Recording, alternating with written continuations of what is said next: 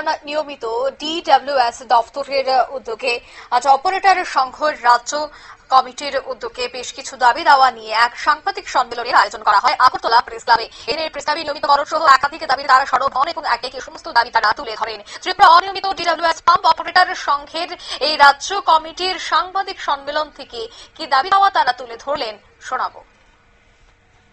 তাহলেই কিন্তু আমরা অপারেটররা এই হেনস্থার কবল থেকে মুক্ত হতে পারবো।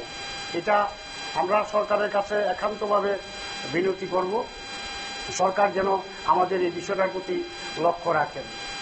পাশাপাশি আমাদের যেই মজুরি প্রদান করা হচ্ছে বর্তমান সময়ে, আমরা দেখেছি এই সিস্টেমের ভিতরে ভারতবর্ষে আমাদের রাজ্য সাথে সাথে অন্যান্য রাজ্য আমাদের মতো অপারেটররা রয়েছেন, যেমন গোয়াতে, উত্তরপ্রদেশে, মধ্যপ্রদেশ, কলকাতা, ওই স্টেটগুলোতে আমাদের কাছে তথ্য আছে।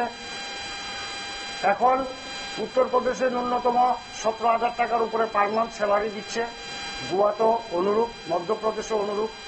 তাই সরকারের কাছে আমরা করজোড়ে বিনতি করব, আমাদের এই বেতন ভাতাটুকু যেন ভারতবর্ষের অন্যান্য রাজ্যের সাথে তাল মিলিয়ে আমাদেরকে যেন প্রদান করা হয়।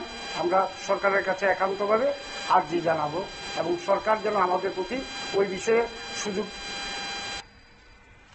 আপনারা শুনলেন তাদের এই বক্তব্য, অর্থাৎ তারা আশা করছেন এই দাবি দাওয়াগুলি যে পেশ করা হয়েছে তার দিকে দৃষ্টি রাখবে বর্তমান সরকার, কারণ বেশ কিছু বিষয়ে তারা সমস্যার মুখে পড়ছেন। তাদের নিয়মিতকরণ সহ বেশ কিছু দাবি দাওয়া তারা বহুদিন যাবৎ করছিলেন এবং আজ এই বিষয়টা নিয়ে সাংবাদিক সম্মেলন করেন। এখন দেখার বিষয় সরকার তাদের এই দাবি কতটা পূরণ করে। নিয়ে নিচ্ছি ছোট্ট একটি বিজ্ঞাপন বিরতি, সঙ্গে থাকুন।